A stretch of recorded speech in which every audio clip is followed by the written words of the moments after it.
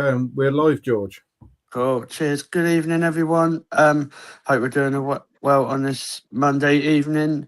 We're coming live to you from the Arsenal Women Chat Show, the Highbury Fans Forever, and the Mr. Arsenal Podcast channel. So please subscribe to all of them and follow the content that they do. It's a bit of a different crowd tonight. I'm not going to lie. I know what it feels like to be like Mikel Arteta with loads of injuries. Like we've had 4 injuries today. 4. So we've got someone new on the show. That's how desperate we are. We've had to go there. So I just want to welcome Austin to the show. How you doing, mate? Yeah, I'm doing all right. I'm not new. I've been on one of your shows before, months and months ago. But yeah. We've been up, it's a new format. Yeah, updated since then, mate. Yeah. I'll tell you what, that intro, that's the bollocks. I like that. And there's your watershed moment gone. It's not even 7 o'clock yet. So. It's just on 7. So there you go. But yeah, hope you're doing good. Ravi, how you doing, mate? My hero for tonight's show. Yeah, not too bad. Not too bad. Having all kinds of technical issues. My PC's dead, so like it's been a scramble to get here on time on my work laptop, where everything's been reset on my StreamYard account and everything. So yeah, all fun. Yeah, we had people on standby like having to like get you in a helicopter to somewhere with Wi-Fi. That's how bad it was. But good to have you here, Paul. Good to see you the other day. And how you doing? Yep, not bad. Yeah, good to catch up with everyone after that break that seemed to last for months since the other side of Christmas. Cool. And yeah, we Laura is doing her magic stuff behind the silver screen, as they say. She's not fully fit today, so hope you get better soon, mate. So yeah, Paul, if I have any comments, can you just read them out, please? I'm assuming. Have we got any yet? We've got a couple. We got Catherine that says hello. Oh, Catherine. Mr. Wells has got his popcorn ready and ready to have a rant. And the other Mr. Wells as well says hello. That's right. Hey Darren, hey Chris, good to have you here as well. Don't drop that popcorn, especially if you snuggled it into the Emirates. Cool. Let's get talking about what we're all here for. And has everyone watched Stranger Things? No, I'm joking. Yes. So yeah, I'm on episode 1, season 1, so don't spoil it. I've not started it yet. I'll start with you, Ravi. Obviously, going into the Man United game, it was quite a big game because I didn't realise it until like I was at the ground how horrible our fixtures are in the league. So obviously going into that Man United game, we saw the lineup. I'm going to try and remember this, but if I get it wrong, please someone correct me. So we had Borba in goal, Fox, Leah, Catley, McCabe, Little, Mariona. There's one of the issues already. Frida, Beth, Smith, and Russo. What was your thought looking at that lineup, Ravi? My issue was I thought Rene could have gone a bit more expansive and actually played Mariona in the 10 and Palova at the 8. What's your thought? Yeah, I mean, it kind of goes back to what we spoke about last week on the preview, where I said I thought Man U were going to come in like they did last year and just sit back, defend, try and hold out for a 0-0 or even sneak a goal. So I was quite surprised with the midfield trio, including Frida. I think she's great at being like that industrious attacking midfielder, sort of like supporting up front, almost like a second striker. But when a team has come in to play for a 0-0, I don't think she has the technical ability to actually unlock a defense. And ironically, the 2 players behind her would have done a better job at that. So that's the thing that confused me the most. Of just like, I probably would have played Palova, like you said, or maybe just allowed Mariona and Little to just go a little bit further forward. just to try and unlock that like deep block. Yeah. Cool. Just on the, we'll talk about it while we're on it. The Mario / Frida having that sort of it may have worked, I think, in the Champions League, doesn't it? But I can't remember the last time it worked in the WSL. Like Frida's performances, it was just another one, Ravi, wasn't it, where it just flattered to deceive. Yeah, and I think that's where you sort of see the difference, especially in the knockout rounds of the Champions League, where Frida has played really, really well. Teams are a bit more expansive. There is a little bit more space for her to like run into and like just get in between lines. When she can't do that against a deep block, I just think you need to change the system. And I think, you know, we saw with Mariona, like when she went forwards in this game, it was the most productivity we had like at all. Like we weren't getting anywhere down the wings. And I think both wingers had a bit of a tough time out there. But you know, like we needed someone to unlock that defense. And yeah, I don't think Mariona can do it from that deep. I don't think many players can, really. So welcome to the show, Dorian. Yeah, I did. yeah. I did see that when I was like well. halfway through talking. Yeah. I just lost my train of thought completely. I was trying not to laugh. Yeah. But the funny thing is, you've got a massive point. So I don't know what's happening in 2026. He's agreeing with me. I'm agreeing with him. It's all gone wrong, mate. Yeah. I think what my issue, like, sort of my issue, like, I think Renee probably knows a lot more about football than I do, but the Vicky Pelova situation, Paul, is a really interesting one because she is one of those players whose contract is up for renewal in the summer. But if we're honest, she's not really getting that much opportunity. But even when she is, she's not really done much to impress either. So where do you think we stand with this Pelova situation? Do you think she should have started? Yeah, it's a difficult one with her. Obviously, like you say, her contract's coming up. I personally would have started her and moved Mariona into the 10 role for this game. And you know, Pelova hasn't performed as she did, you know, a couple of seasons ago, but then she hasn't been given the game time to be able to get into that position. You know, she's been getting a few minutes here and a few minutes there, mostly towards the end of games. Yeah. So if she needs to prove a point that she wants a contract, she needs to play. If the club want her to sign a new contract, then they need to play her, and they're not playing her. So is there something going on behind the scenes where Renee's already made that decision that they're not going to offer her the contract? And, you know, so she's just sort of a bit part player for the rest of this season. But, you know, remember, she's coming back from this ACL, and, you know, you've got players like Beth who, yes, she came back from it, but then she took another year before she got back to being back to pretty much her best. So Pelova hasn't had anywhere near amount of game time that Beth had when she was coming back into fitness. So it's going to take her longer to get back to where she was. But the only way she can do that is to be playing the games. Yeah. So she's really caught in the middle.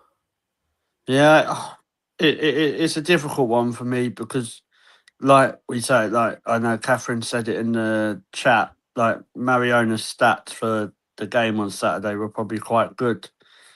But defensively, yes, actually she's done all right. But you lose such a weapon in that number 10 role, in the creativity role, when you don't have Mariona playing there. And I just think if you've got the opportunity to just let Mariona play Mariona's game, then you've got to do that. Like, I think Tim Stillman said somewhere, I'm sure I read it somewhere, that the players who are going to be the players have been contacted already of who's going to be renewed and who isn't. So I just wonder if that's something that with some of the players as well. I'm not saying Pelova when she plays is thrown down tools. I just mean maybe I don't know. It's a really weird one to actually know what's going on there because, like has been said, Paul as well. We've been saying it for how long that the Kim Mario thing doesn't work in the WSL. Yeah, It's and not. It's not a that's another new thing. topic, is it? That doesn't seem to work. And of course, with the contracts coming up, there's still the question over how much longer have we got Kim Little. You know, that's 10 more years, mate. well, yeah, Mm. yeah. The way the form she's on at the moment, then I don't doubt it. But It's like you know, it's like Austin Powers. We've got a freezer like Doctor Evil. And that. yeah, there is going to be a time when she's not going to be there. So we definitely need to start planning for that now when it comes to either contract renewals or bringing in other players. Yeah. Sorry, hold on. Is there any comments, Paul, before I move on to There's Austin? loads. Yeah, where are we? Obviously, Take your Dorian. time, Paul. Take your Yeah, time. Dorian's made a comment about Frida that we Yeah. all saw. Yeah, stats for Mariona: 6 tackles, most successful dribbles, most completed passes, 90 on there. Don't matter if you complete a pass if there's no one there to set anything up, does it? That's it. Yeah. Palova isn't getting the time to show what she can do. Maybe Rene just doesn't rate her in her style that she wants to implement. Was it Darren says we all keep saying Mariona is played out of position. Why does Rene not? Why does Rene persevere with this? Is she just stubborn? I don't know. I'll ask her, mate. Yeah, have a word. I don't know. But to be honest, is it she don't trust her? I don't know. When Kyra's not available, she always seems to go back to the Kim and Mario thing. It's like we've tried it with Kim and Vicky P and Mario, and we've not tried it that much. So I don't know. It could be down to trust. There's got to be a reason they're looking at Georgia Samway. That's what I will say. Yeah. But yeah, I think we've got Ryan as well. So hey, Ryan, hope you're okay. Austin, I'll come to you. Obviously, I know you're quite new to the women's game. So I've got my What notes. what was your analysis on minute 1 to 90 minutes with in-depth squad analysis, please? In-depth squad analysis. No, Do you know what? I'm joking. Do you know what? I'm Right, joking. I actually bring some good news. Right, I fooled What? you all. I've got my notes here on the right-hand side of my screen. Yeah, ChatGPT really works now, doesn't it? No, written by me. Some of it. But yeah, anyway, but when you obviously going into the game, you was at the game. How was you feeling going into the game? Was you confident, nervous? How was you feeling? So the thing is, before the game, with me, and you'll know me, George, I'm always confident Well, I going should into be. a You're my game. brother. Exactly. Like Yeah. I'm always confident going into a game because in my mind, I feel like we can win everything. Like, and yeah, there was nerves there because you do look at previous games and everyone knows that, you know, Man United, they're not exactly easy. But the thing is, when it gets into, when we're there sitting watching the game and then they go down to 10 women, and the fact that, you know, they still couldn't break the deadlock there with the fact that they went down to 10, it just missed that opportunity to get 3 points, you know. Like you all said about each player you was talking about, it's, you know, there wasn't a lot of I felt like there wasn't a lot of fire, you know. There weren't a lot of oomph with it, you know. You gotta fight for these things, you know. Yeah. No, I agree. I've seen Arsenal play too much, mate, to know that they can win everything, but also lose as well. Well, yeah. Yeah, kind of. Don't worry, Catherine. Caitlin Ford is getting a bit of a mention in a little while. Do not worry about that. Yeah, obviously we saw the lineup, mate. Obviously, there was obviously we had no Kyra, which was obvious with obviously the tragic stuff what she's going through. And no, I didn't clap for 32 minutes straight. No, I done 32 seconds, not 32 minutes. But yeah, well, I'll come to you actually. Obviously, Russo was up front through the middle. Mm. She, I've seen a bit of criticism for her. I didn't think she actually played that. Or I didn't think she played all that, to be honest. I think if you're going to criticise players, you have to criticise your fan favourites as well. Mhm. Why do you think she keeps going back into the midfield? Do you think that's how the midfield's set out, or do you think she just wants to be on the ball a bit more and try and create as well? So the thing is, and I look, I like Russo. If I was to pick one player that I was like a big fan of, it'd be Russo. Like Russo or Smith. But anyway, onto the Russo thing.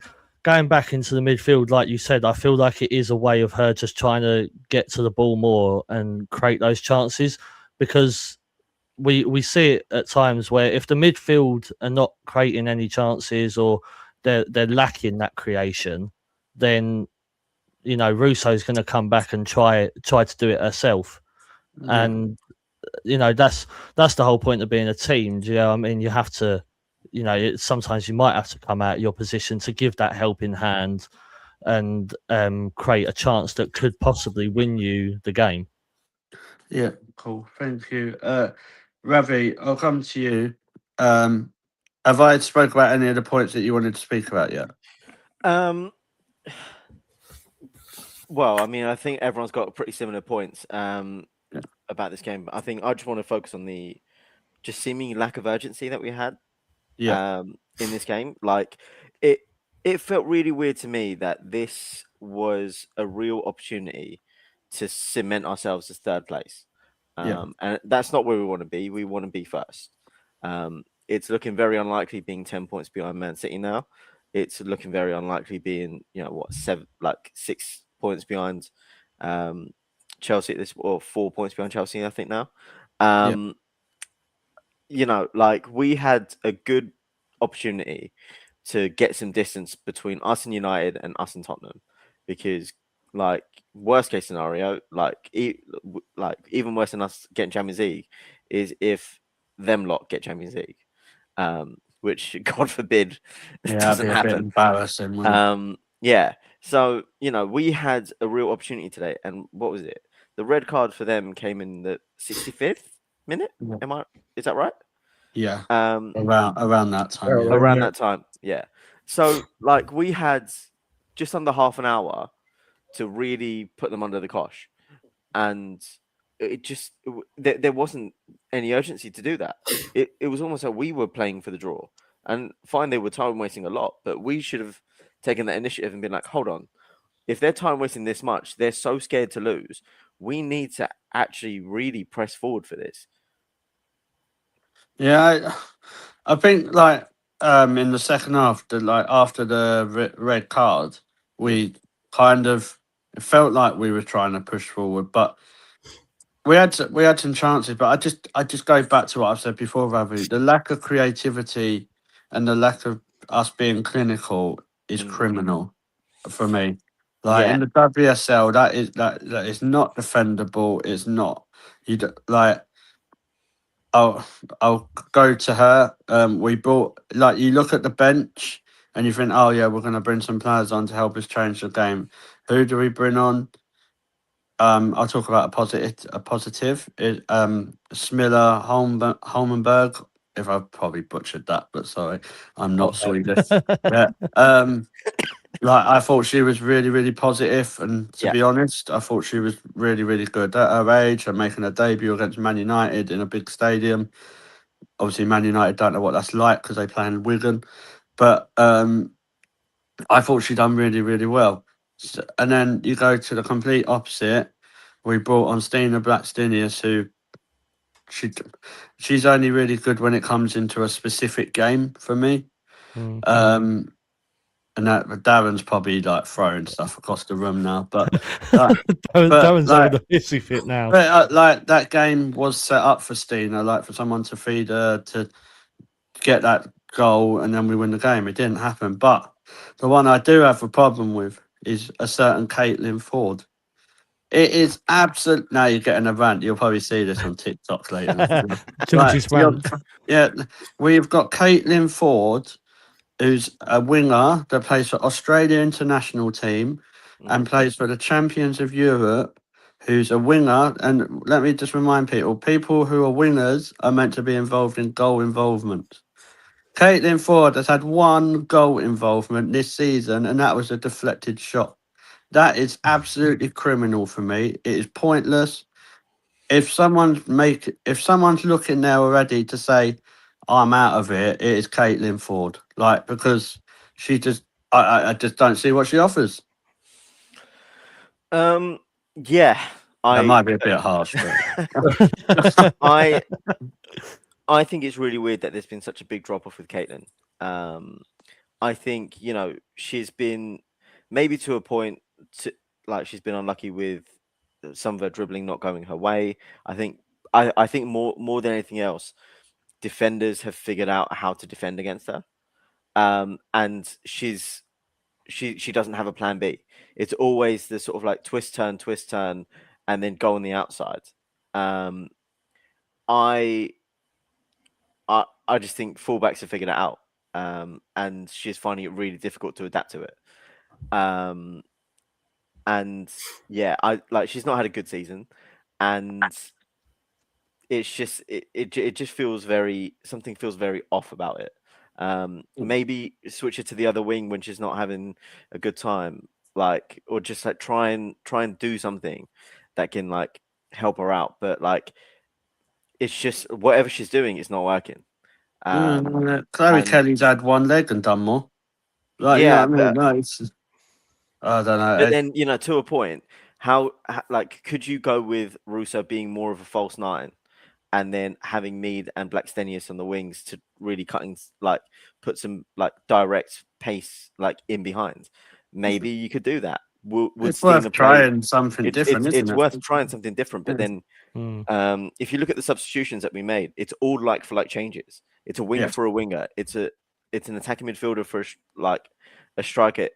Every single game at the hour mark, we see Marnham coming off for Blackstenius and Russo goes into the 10. Every single game. It's predictable. Exactly. I'm on the polar opposite side to the bench. I know who, before the board even goes off, I know who's coming off the bench. I know who's coming off the pitch. And it's just one of those things where it's just sometimes my sisters go to me when I'm watching the game with them, and then how can you see from over there that it from all the way across the other side of the pitch that it's Blackstenius coming on? I was because it happens every single game. It's it's a 65th minute. Blackstenius is going to come on. It's going to be Marnham that goes off. It's going to be Russo that drops into the 10. It's we're just getting predictable. It's for changes, and there's nothing different that's happening to create a little bit more urgency. I think the most urgent thing that happened in it was Wubben coming in with 5 minutes to go and almost playing up front. Yeah, I thought. It's going back to the Ford thing. I think it's absolutely bang on, Ravi, where you said the drop off is massive. It's Kilimanjaro football. It's that big. It's it's absolutely ridiculous from what she's done from last season. She was winning the Ballon d'Or last season, according to me. And now she's lucky if she can unlock a front door, like what Dorian says about Frida. It is awful. I know Darren said, "Oh, if Ford goes, McCabe might as well." Yeah, shit happens, doesn't it? Cheerio. I'm not going to lose too much sleep, but I don't even think she was actually that bad on Saturday. McCabe. No, I thought she had a good game. Yeah, so I'll give credit when I have to. But I thought McCabe actually done well. But Ford, mate, you've got to at least be offering something. It's same, and I think, like you say, it is predictable football. Why not mix it up? Why not? Obviously, we know that I think we've seen Russo and Steiner play out front in the front two, and it's probably something we don't really want to see again. I mean, you could mix it up. I just don't. Beth Mead used to play as a centre forward, didn't she? I'm sure she did. For a little bit, yeah. But I think also just looking at the team sheet in front of me, right? The only forward we had on the bench was Ford. It's the Well, only if you can attacking call it change that. we could actually make. Yeah. Well, Ford and Blackstenius, but you know, Yeah. like one of the by the time the red card happened, Blackstenius was already on the pitch. Yeah. So And that's what concerns yeah. me a bit now. And I was saying this at the game on Saturday. Like, we all know what we're like. What Arsenal Football Club, what are we known for? A certain word that starts with the letter I. But I won't say it because in case it jinxes us. If Beth or Olivia Smith suddenly do pick up something, mate, we're absolutely screwed. Absolutely screwed. Because if all we've got to come on or to start a game is Caitlin Ford or Frida, like I think that's where we don't actually have a great squad. Because I think we struggle. Like I would never. If you asked me to bet on my house that Caitlin Ford would change a game against Chelsea next week, I'd say no, I'm not taking that risk. I just wouldn't. And it does frustrate me, and I just wish we would try different things. I don't like Russo in the 10. I will bang that drum for ages. I know people say Stina scores the important goals. Yeah, she probably does, but you don't see Bunny Shaw going at 10, do you, when they bring on someone? I'm not saying Russo's as good as Bunny Shaw, but that's what the comparison is, isn't it? Like, if you actually look at it, it's, well, Russo don't score as many goals as Bunny Shaw when she does, but yeah, I don't know. It just frustrates me, and as you can probably tell. The thing is, as well, George, it's like, I hope you don't mind me cutting in. The thing is, as well, it's like throughout that whole entire game, and please correct me if I get the stats wrong, but it was like throughout that game we had plenty of possession and 25 total shot attempts, but only managed a handful of them on target. And even when Man United went down to 10 women, we never actually seriously tested the United's defence. When you're down to that amount, that's where you go and you test the defence. You push at them. You keep going and going and going until eventually Man United's defence is like, oh, hello, you're right there. Like, I will say though, we're properly like laying into them, but Man United are really known for having a good defence as well. yeah. I do think that needs to be mentioned, and I don't like giving respect to United for anything. Like we all know what it was, a London derby for them. They didn't have to travel far, so but they do defend well. The goalkeeper's really good, and that was what was annoying me as well. Putting crosses into the box all the way for the goalkeeper to catch it. It was like, oh, what are you doing? Like, you're just playing into their hands, literally. Quick question. This will be a quick answer because I'm sure everyone's agreeing. If you have a choice at the end of the season, I think this is from Laura, and you have to give someone a new deal, is it Beth or Caitlin? Paul? Beth. Austin? Beth. Ravi? Beth. Right, that's the Arsenal board sorted. There you go, Claire and Jody. It's the decision. That was easy. And it sounds horrible, but you can't argue with that either, because I think Beth has probably been one of our best players recently, hasn't she, Paul? Yeah, I mean, it's taken some time for her to come back from the injury, but yeah, now she's getting a good run in the team, and she's back to pretty much her best. So yeah, she's one of the best players out there, and she doesn't seem to give up either.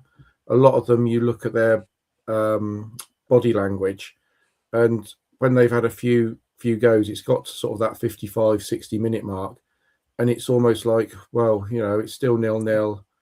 Well, we're just going to carry on doing the same thing, and they almost give up, some of them. But she does keep going. I mean, you just got to look. We had 63 touches in the Man United box to their 9. So we're getting in there. We're just not getting that final thing. And 219 successful passes in the final third for us to their 43. So we're getting it forward. The wingers, the likes of Smith and Mead, are getting it. We're just not converting it, and I think the frustration is going to start showing through the team. But we need a bigger team. Going back to what we've just been saying, I was obviously I'm still in block 2, and a lot of the players that are not able to play at the moment were stood next to the bench, and you're looking at them thinking, we've actually got a stronger injury list than we have bench. Yeah. And that's what's worrying. We have not got the depth to cover with these injuries and be able to have game changers coming on to break down that 0-0 and get the result. Yeah. Ravi, just a quick question for you. Would you have been I know this is probably a bit out there. Would you have been tempted to keep Jessie Gow and not send her on loan as an option?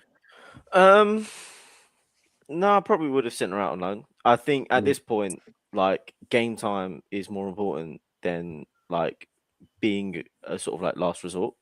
I think, she's gone to hopefully a loan which she's going to play week in, week out, and she's going to be able to develop much more quicker than if she just stayed on our bench for the whole remainder of the season. So I probably would have agreed with the decision to send her out on loan. But yeah, I think we just need to we need to see a short-term fix until the end of the season. Yeah, I think I would be looking at that squad, and if obviously it's not FIFA, guys, it's not Championship Manager, so if there is football options and transfer opportunities out there in the January window, I would be looking. Personally, I think they should do a pre-contract for Georgia Stanway. I think we've got to get her. Got to get her anyway. A no-brainer, but this is Arsenal we're talking about. So we'll see what happens with that. Paul, also I think we need to probably talk about, because she's faced a lot of criticism as well, so I want to try and be a little bit more positive. Borba, for what she had to deal with, I thought she had quite a good game. I think the save she made in the first half was probably the best save she's made for Arsenal. Yeah, I mean, she's come in at when she's needed. That was a fantastic save, tipped it over the bar.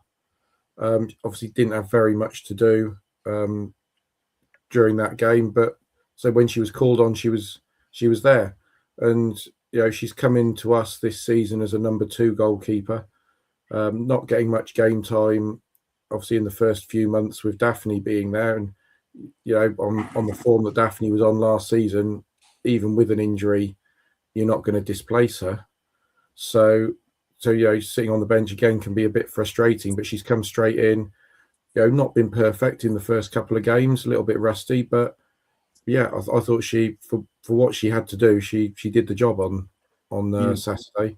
The interesting thing will be going into the next few games, which I know we're going to talk about on another show, but historically we play our number 2 goalkeeper in the cup competitions. But if we haven't got Daphne available, is she going to stick with Borba, or is she going to risk somebody like Naomi Williams in the cups? That's the question. I think she'll play Borba. I think they'll play Borba against Man United. I think she will, but it is a question. Yeah, no, definitely. Just want to say hi to Gav. Hope you're all right, mate. Hope you're all good. And this is the Champions of Europe show. I know you don't know what that is, but being a Chelsea women's fan, but it's fine. And we'll knock you out, so it's fine. Our WSL season might be rubbish, but we're different when it comes to the Champions League. And hey, Gary, as well. Hope you're good. Someone's saying hello to you, Austin. Yeah, that's Idris, my guy Idris. Okay, Idris. Thank you. What Idris Elba? No, not Idris Elba. He comes onto the other watch-alongs and whatnot. He always says hello to me. So. That's what I thought. Idris Elba. No, it's like he's my biggest fan or something. I appreciate it. He's your only fan, so I couldn't help it. It was there.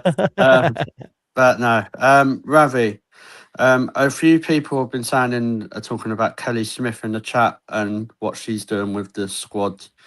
What's your views on people's opinions on that? Do you think she's got some part to blame in some of this? Do you think she's a problem, or do you think that's a bit wide of the mark?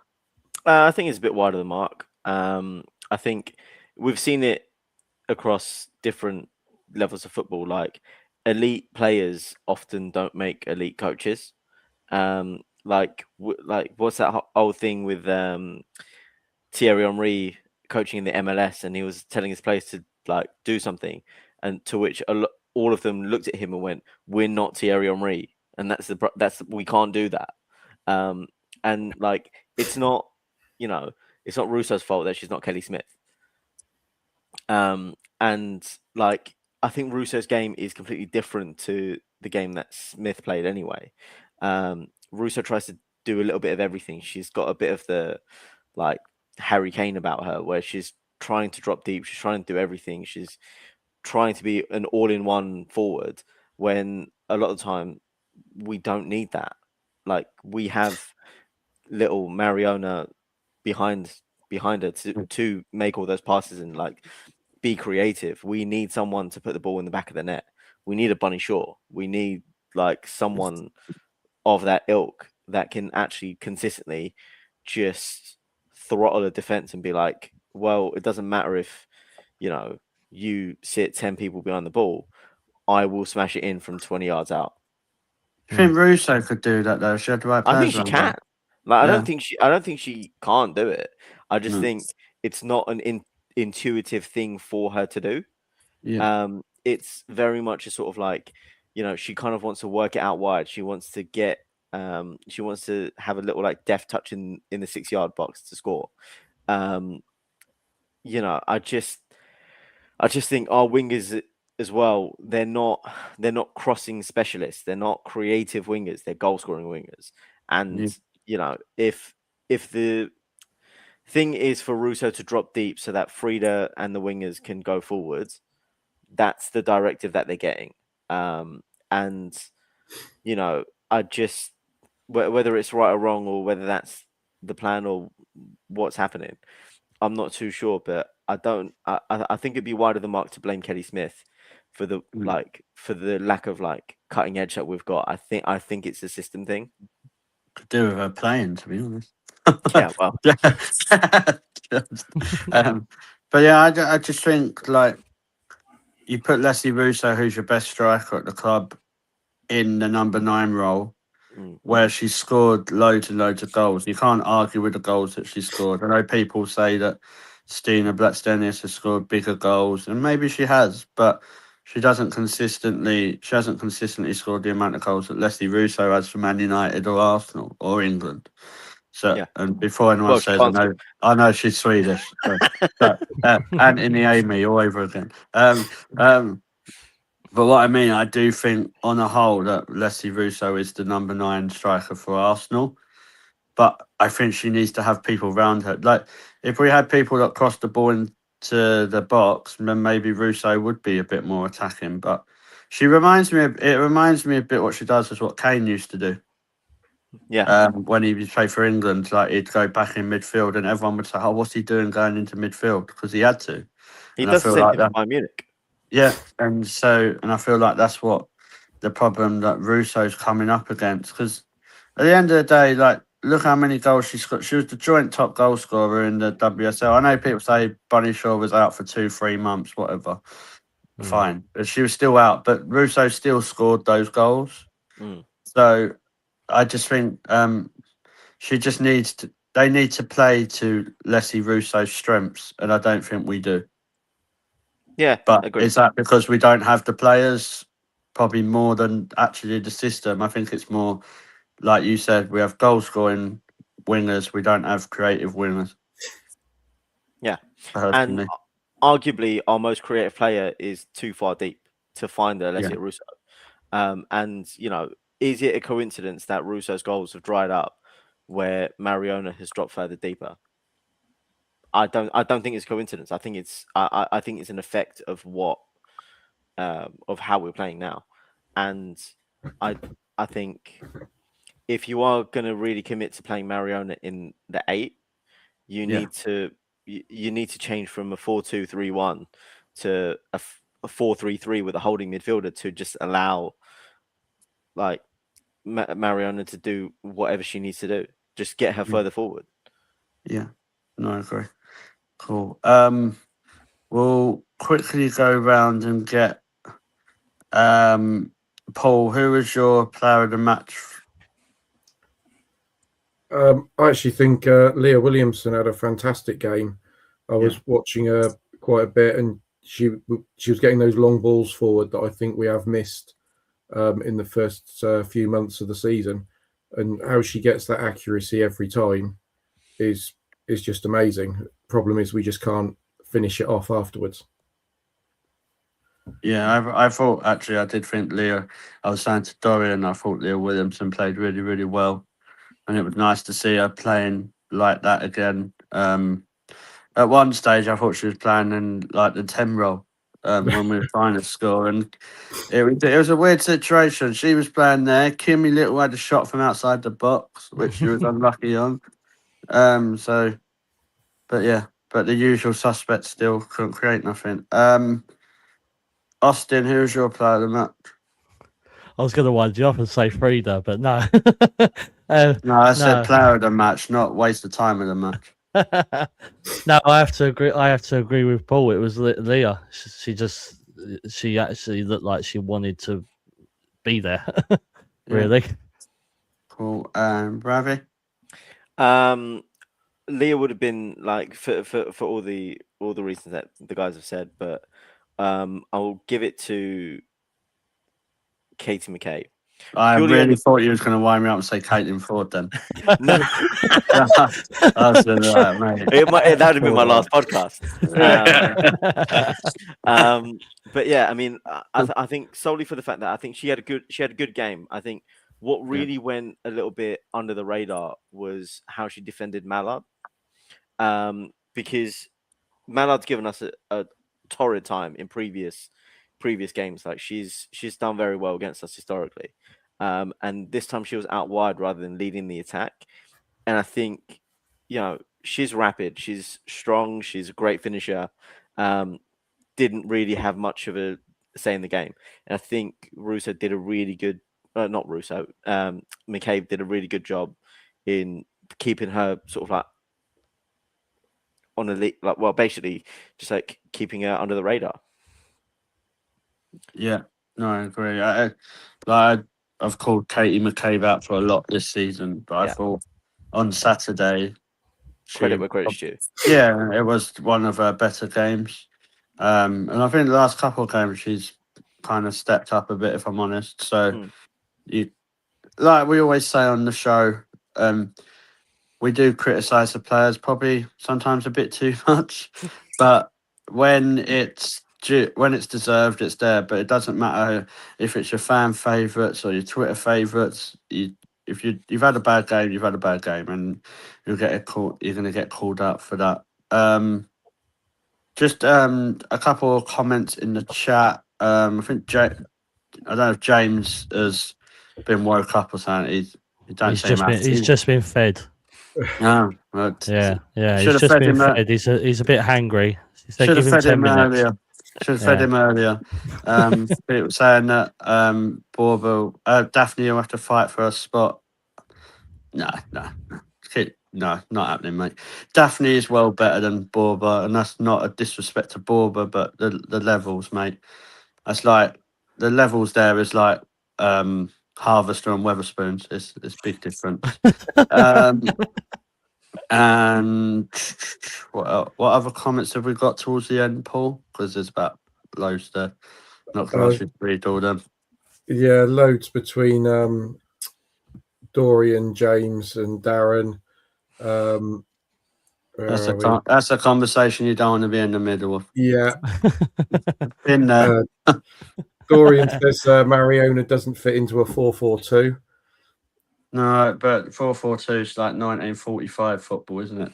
Yeah. So, Brexit ball. Yeah. I think I agree with Ravi. I think a 4-3-3, like like a proper 4-3-3. Hmm. You have your whole or someone who breaks up the play. You don't necessarily need a holding midfielder to do that. Like if they've got eyes that work, so if they see the other team with the ball, you just take it off of them and break up the play. Like it's not rocket science.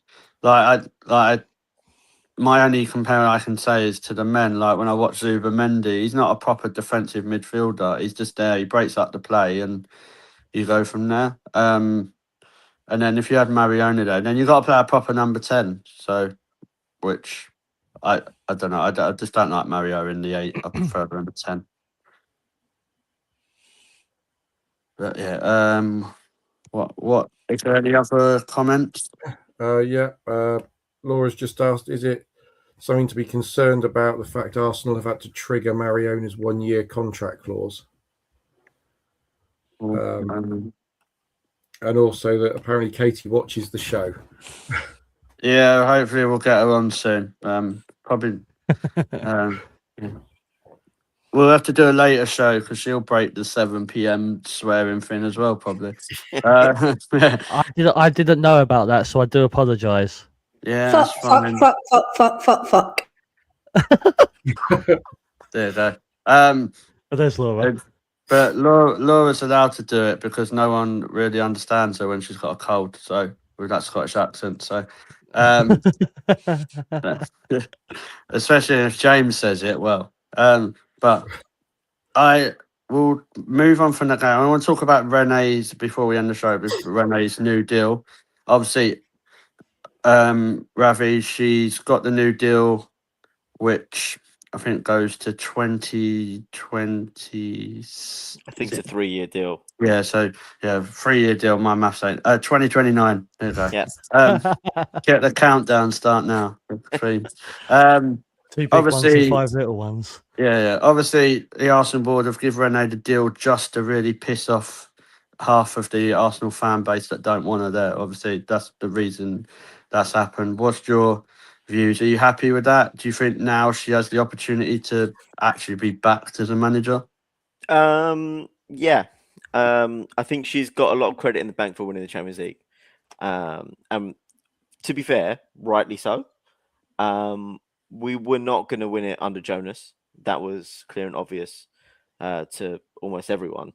And she did a really good job in galvanizing the squad to, actually get that over the line. And she's clearly likable amongst the players. I do think it's going to be interesting to see how she goes as a manager in terms of the rebuild that we need, because a lot of these players have been here for a long time. They're getting into their sort of like 30s and late 20s now. We need to start refreshing the team and preparing for the next generation of this squad. How she does that is anyone's question. Well, the question on everyone's mind, really, because I think she's done a good job in trying to integrate Katie Reid. Very unfortunate that she did her ACL. Very unfortunate that Michelle Adjemang did her ACL as well. So I think she really needs to be able to make the squad in her own image. I think there's a lot of players here who are even predate Jonas. They go towards the Joe Montemurro time. So we need to be able to really refresh this team properly, and she needs to be given the license to do that in her own image. But I do think I do understand everyone's complaints about her running of the club, but at the same point, it's just like she's only been here for what, a year now, if that. So it's not the time to make a snap judgment as to where we are currently in the league. We've been unfortunate with injuries. That much we all know. But I do think there is a bright future there for a bright young coach. I just think we just need to give her the opportunity, like we did with the Arteta with the men's team. Give her an opportunity and see how that lands. I can't wait to be hated by everyone in the women's game as well. It'd be brilliant. To be honest, just upsetting everyone. It's what I live for, rather. To be honest. Also, Paul, your views on Renee. Obviously, we've seen Jodie Taylor got a promotion from walking win the dog. So I don't know what else she done, to be honest. But do you think that's going to help and keep us instead, like from an Arsenal point of view, when it comes to like obviously bringing new players in? Obviously, it's that support network with Claire Wheatley now as well, isn't it? Yeah, it's the whole sort of team behind the scenes sort of thing, and now it's sort of settled a bit more that Renee has got that 3 years, and she's got the support behind her in the boardroom and in the back room. Then it'd be much easier when you're trying to attract those players. I mean, she's already started with the likes of Taylor Hines, Olivia Smith coming in. You sort of look at those and you think, that's the start of them coming in with possibly an eye on a couple of players leaving at the end of their contracts this summer, and it's not going to be done overnight. You look at what Arteta's done with the men's team. It took him 3 or 4 years to get to where they are now, and you can't just be going in saying, right, I want 15 players gone, I want 15 brand new players coming in, and you're back to square one again. They might be even worse.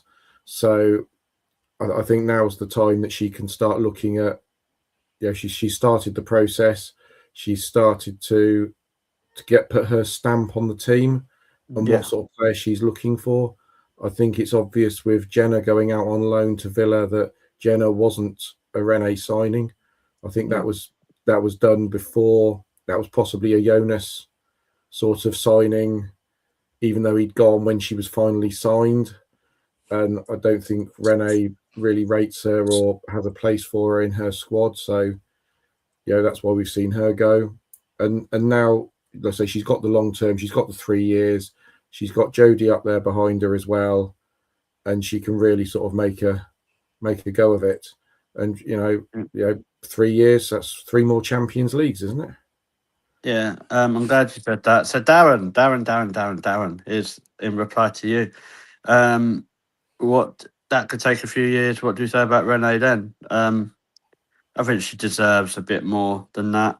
She has just won the Champions League with a squad that's probably not that great, if we're honest, like consistently wise. We just have to back. You have to back her, mate. At the end of the day, you could say that about anyone. So it takes time with any manager to build a squad. So what are you going to do if it don't work after a 12 months, 18 months? Get rid of her, and then it's a new process again. You can't. A certain other men's club does that, and look where they are. They've had to employ someone who got done for speeding and was on the Football League show last season. So, So I think there's the saying, trust the process. I don't know where we've had that before, but is probably what the mantra for Arsenal is. I think Renee has got a lot of credit, like Ravi said, in the bank. And I think she deserves she at least deserves the opportunity. Austin, what's your views on obviously Renee getting a new deal? We all know that there needs to be a rebuild. Do you think she's the one to take us forward with that? Well, this is what you got to look at. It's like what Ravi said about the fact that she's only been here a year, so she obviously first joined January last year. That's what that. Well, yeah, that makes a year, idiot. But anyway, within that first period of her being there, you look at it and you go, okay, so she's just joined. We're not expecting much, but then what happens? Win the Champions League. She then gets. It's not for everyone, is it, Gav? It's not for everyone to win the Champions League, But she's done that within that period. Then obviously she's got the remainder of that time that she has on her contract during then to carry it forward. You can't go and say after a year when she's just got the team to a winning the Champions League. And then after a year, go and say, okay, maybe she's not. You've got to give her a chance. Like, you could say like what you said, George, about how with we'll get like onto the men's side with Arteta. How many years has he had? 5. 5 Six. years. Six. Five, I did six. Well, yeah, 6 years. 6 years. 6 years he's had, and we're only getting to the point where we might be looking at something. That's Whereas, 6 years, like in 6 years, and then Yeah. he wins the quadruple. Like, I don't know what everyone's Yeah. worried about. right, but that's the thing. What I'm trying to get at is he's had 6 years. Rene is, and I know people say there's a big difference between men and women's football. In my eyes, there ain't. It's both the same. It's football, like, but you got to give Rene a chance. If you don't give Rene a chance, if you don't give Rene a chance, and you don't believe in her or believe that she's able to turn the team around, then she's not going to do it, because majority of managers, not only do they work with what they've got, they also work on fan support as well. If they can see they're getting the support from the fan base, then they're going to work 10 times harder to get the team turned around. Yeah, I agree. Like, look at Thomas Frank. He's really worked really hard to get the Arsenal fans on board. Right? Oh, he has, yeah, exactly. That but- Arsenal Cup he had, yeah. Yeah, he's a silver member. That's why. So, but what my point is, going back to Rene, is Ravi. I'll finish up with you. Like, if you actually look at the overall picture, yes, we should be title challenging and probably winning WSL. But on paper, when Arsenal look at it, they're technically still in the battle to qualify for the Champions League. If we beat Leuven, which we should, let's not. You're in the quarterfinals of the Champions We've League. done it once. Oh, and it's at Leuven, so you should be winning that, the champions. So you're in the quarterfinals there. You're in the semi-finals of a cup competition, whether we think it's not what we want to win or what we want to win. So we're still technically in for, I'd say, three trophies and qualifying for the Champions League. Yeah. It's not the way that some people have made it. Like, is Rene's got us like 8th in the league? We're not in nothing. Like, I think you've got to sometimes have a little bit of perspective, haven't you? I think you do, yeah. And I think I still put this season under a caveat of we had so many players go deep in the international tournaments in the summer. So, you know, a lot of those players came back very tired, to a point overworked. A lot of them played semi-injured. And, you know, I think their bodies are catching up to them. How many injuries have we had this season? You can almost write this season off as just like it's like a couple of seasons ago where we had about like 5 ACL injuries. And we were all kind of looking, going like, well, this is unheard of. And we finished third and just said, do you know what? Like, fine. It is what it is. And I think we kind of need to do the same thing here. Like, we've had a lot of injuries this year. That shouldn't be the be all end all excuse. But I think, you know, like, we don't necessarily have the squads that she wants, or maybe that she trusts. So, you know, let's see how we go in the summer. Let's see the improvements that we can make, and let's start a foundation from anew. Like, this is her first full season in charge, and I think that's a really important thing to remember.